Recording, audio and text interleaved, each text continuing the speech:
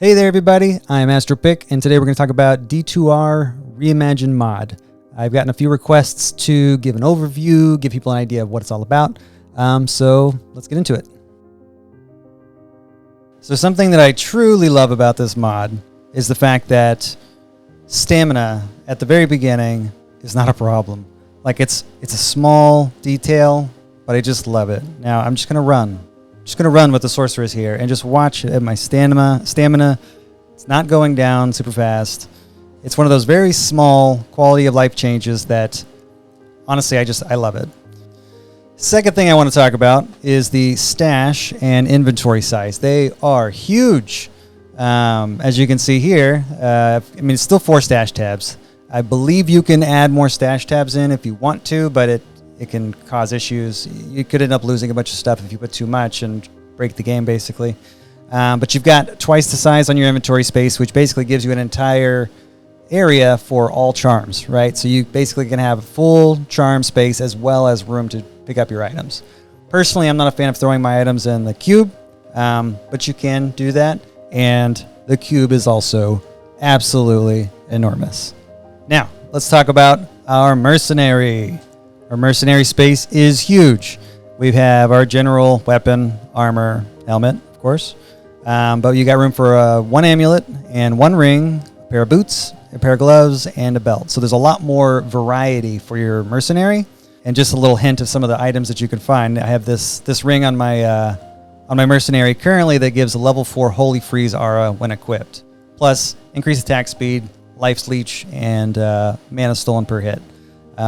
This is Chiad's Halo, but it's definitely like the Chad of mercenaries Halo. So if you're interested in putting amulets and rings and boots and gloves and belts, all that stuff on your mercenary, you can do that here. Number 4, if you are a sorceress or any character who can teleport, you can teleport in town. Number 5, we have Stackable Shrines. So let's see if we can find a couple of shrines out here in the Bloodmoor. Here's one shrine here. And another shrine here. As you can see, they are stacked up on top of each other. If you have 2 XP shrines and you click both of them, they will stack, but they will not stack in terms of their use. If you have 1 on, you'll get the same amount of XP boost as if you have 2 on or if you have 3 on. Number 6, more cube recipes, more set items, more sets, and more uniques. There's like 99 different sets, as well as like 1,300 uniques. There are a ton of new uniques from level 1 all the way up to the top. You could find items that already have teleport on them. You can find items that have plus the skills at level 8, right? So it's really nice. And at the same time, the game scales and it gives you more enemies to kill so that when you have these extra new items, it's not giving you an unfair advantage because you kind of need them in order to get through the game. Number 7, new unique and rare jewels. So I have, and this is totally duped up, but I wanted to have some examples to show you. So here's this is your typical facet, right? You got a fire facet here. This is a unique jewel that has 14 in magic find, 25 gold find, 30 defense. Not great, but it's still there. A 34-15 jewel, so 34 ED, 15 IAS. 23-10 max damage jewel, level 18. Faster cast rate jewel, that's pretty awesome, with some life and some mana on it.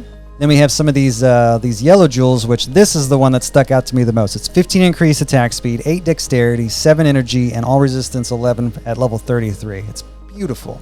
And another thing you can do in this mod is upgrade a blue jewel to a unique jewel, which at first you might think that sounds kind of cheap, but you need an Ist rune and you need a Mal rune in order to do it. And the drop rate on these unique jewels is incredibly low. So it's really nice to be able to do this. And you're not going to be able to do it often because you're not going to find a ton of Ist runes or Mal runes. But say here we have a 10% faster cast rate, 30 life, 30 mana jewel that I just created. And there's other uses for these unique jewels than just your, throwing it into into an item. For example, you can go to the primary website here, D2R Reimagined.com. You've got rune words, you've got original talent docs, you've got your sets, cube recipes, everything's right here, right? I'm just going to go to the original talent docs because I typically go through here because it's fun. So let's take Grand Charms, for example.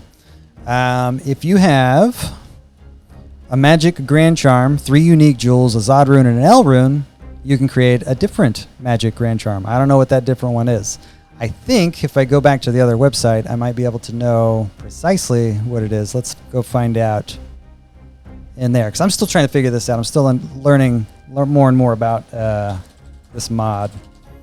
So here we have, here it is right here. So Magic Grand Charm, 3 unique jewels, Zod Rune, L Rune to create a magic crafted magic find charm. Let's take a look at what that is, because I don't even know. I haven't made one of these yet. So we got 1, 2, 3, Zod Rune. Oops. And I need an L Rune. Oh no. Give me a second here. There we go. And I'm just going to throw one in there. Look at that bad boy. So 1 to all skills, 1 to defensive auras, 12% faster hit recovery, 5 to enhance damage, and fire resist 26. That's awesome. So that's the kind of thing that you can do with the high runes that you're finding and the unique jewels that you find. And again, unique jewels are very rare. They're incredibly rare. So the ability to be able to craft one is superb. That was not originally part of this mod, but somebody requested it and Colin set it up. So solid guy. All right, I don't even know what number I'm on anymore. I think 7. We'll call it 7. Vendor price changes. If you've played this game long enough, you know that when you start the game in a new season, finding a throwing knives is money, right? It's like 750 gold. I always pick up those throwing knives when I see them on the ground at my first, level 1, level 2 character. Now they go for 1050, so it's a little bit more gold. The max amount of gold that you can get for an item in Hell used to be 35,000. Now it's 100,000. So as you're going and you're picking stuff up, you sell it off, you make a lot more money a lot faster, which is really nice. All right, number 8, unique charms. There are a few more unique charms that are worth looking at. I've got a couple here that we can look at. So I found this this unique grand charm. It's called Nightshade. 15% faster run walk, 5 to 8 cold damage, freezes target, and then adds 15 to life. And it's a level 6 level requirement, so you can start using that early on. I have this small charm that's +5 to all resistance, 20 life, 17 mana, and 5 to dexterity. Like that's a phenomenal charm. And then I have this large charm that's +1 to all skills, 16% better chance of finding magic items. I actually found this one off of Ubers when I was doing Ubers. I had one large charm drop, and it was this. And then I also had off of a different Uber, I had the torch drop off of another one. So I was able to get 2 unique large charms doing Ubers. I've only done it once, so I don't know if that's something I can do again. Number 9, this one's really cool, is Colin's small charm. Where's it at? Here she is. Colin's Might small charm. So you can buy this at level 1 when you get started, and it's just a splash melee damage charm. So if you're running around smacking things because that's what you like to do, you can get splash damage. Throw it on. I've used it. I don't play a lot of melee characters, so I can't give you the best, review of it. But I enjoyed it. It made my melee experience more enjoyable. Number 9, stackable runes and gems. So you can see over here that I have 3 Eld runes. I've got 4 tier runes. I've got 4 Nef runes. And you stack these by throwing 3 of them together in the cube, and then boom, you've got a stack of 3. To unstack, you simply throw it in there, transmute. Now I've got 1 of 1, 1 of 3. If I want another one, do it again. Now I've got 1 of 1, 2 of 10. So before you can use them, you have to get rid of your stack. So you put just 1 in there by itself, transmute it, and now you can use it for whatever it is you need to use it for. If you want to restack, you can only stack a stack on top of a stack. You can't stack a single on top of a stack. Gems, you have this thing called the gem bag. I have another video that I'll link to this video if you want to know how to create the gem bag. But basically, all your gems can be thrown into this gem bag. As an example, here's a couple of perfect gems that I have. These perfect gems are each worth 16, right? They're worth 16 credits. So it's kind of like how they did in Diablo 4 with their little credit system. You just throw 1 gem at a time. You can't do multiple. It's got to be 1 at a time. And so right now I've got 190 topaz credits. Now I've got 206 topaz credits. Same with the skulls. You just keep throwing them in there. So if you like collecting a lot of gems, you could do this. To create your gem bag, it's just 1 of each of the chip gems. In order to pull your gems out, you've got these grabbers. In order to create a grabber, you just take a chip gem, transmute it, and it'll drop to a grabber. And you throw your grabber in, with your bag, like so, and then transmute, and I'm getting a chip, right? Because I said I want a chip. If I want a different size, just switch it until it gets to perfect, and it just kind of rolls back through it. So here's a perfect topaz. I'll throw my gem bag in there, and there you go. I got my perfect topaz from my topaz grabber. And that way you have one item holding all your gems. I love the gem bag. Number 10, jewel punching. So in the past, in order to get sockets, you could either use a cube recipe or you could use Larzuk, right? That's how you got sockets in the past.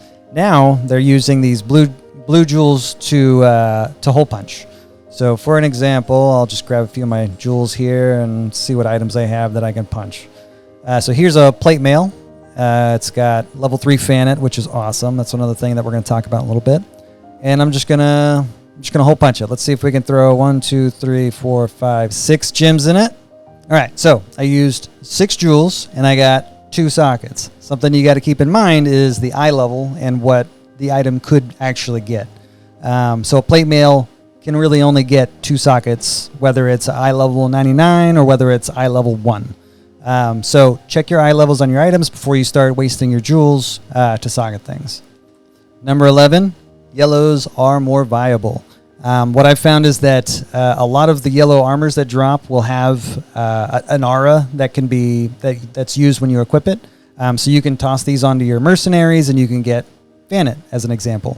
So one thing that I've noticed on weapons, on yellow weapons, is you find Fool's Mod a lot more often, right? So I've seen a weapon that's got like 250 enhanced damage, Fool's Mod, plus an additional 50 or 60 to max damage. So it's got these high max damage numbers. Plus, you can socket those. So like say you get a Hydra Bow and it's got some killer damage on it. You could still drop 6 sockets into it, throw 3 ohms into there, or some 4015s or whatever it is that you're trying to push towards. And then like this belt here, for example, it's got +3 to Blessed Hammer. This is the only belt that I've found that's got Blessed Hammer on it, and it goes on my Hammerden from the last playthrough that I did, and so that's just really fun to have. Finding this, I said, you know what, I have to create a Blessed Hammer Paladin now. I gotta get my Hammerden going. Here's a pair of gloves that has +1 to all lightning skills for a sorceress. That's not something you would expect. It's not something that's in the normal game, but it's really cool to have. And then here I've got, okay, this is a silly one.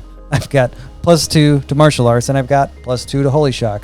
Assassin only and Paladin only. So it's kind of like, I don't know what's going on here, but at the same time, it's fun. I don't know what number we are on anymore. Somewhere like 12 or 13 maybe. Rune colors. I just love that we have purple Zod runes and we got these red runes and yellow runes. Like, I appreciate that. It's more visually pleasing to me. Also, when you drop them, they have this massive glowing light over the top of them so that you do not miss it. There's been a couple of times where I almost missed one because high runes do drop more often. It's got a higher drop rate. But now I know, because this thing is shining around, that I got to pick up this Zod rune. Next up, character balancing. And you can actually go in and see what has been balanced and what hasn't. So nothing happened to Amazon.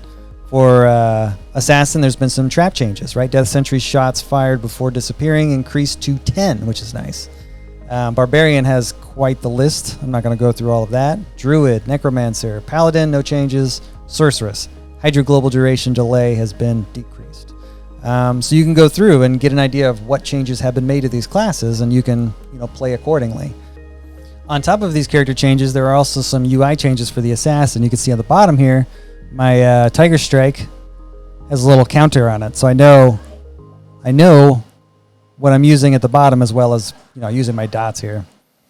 You've also got the Herodric Cube recipes. They have a few of them in here just so you don't forget about them. Shows you how to stack gems and runes. Type changing, so you can take something that's yellow or blue and you can change it to white, which is really nice whenever you want to make your first insight, right? You find a blue thresher and drop it to white. If you find an Eth thresher that's yellow, then you drop it to white and you can use it. Any ethereal item plus 2 unique jewels and a pull rune, you can fully restore the durability of that item. So if you don't get something that has self-repair on it and you're willing to drop a couple of unique jewels into it, you can do that. And you can do that easily now that they've got it to where you can upgrade a blue jewel up to a unique jewel if you have an instant amount rune to throw in there as well.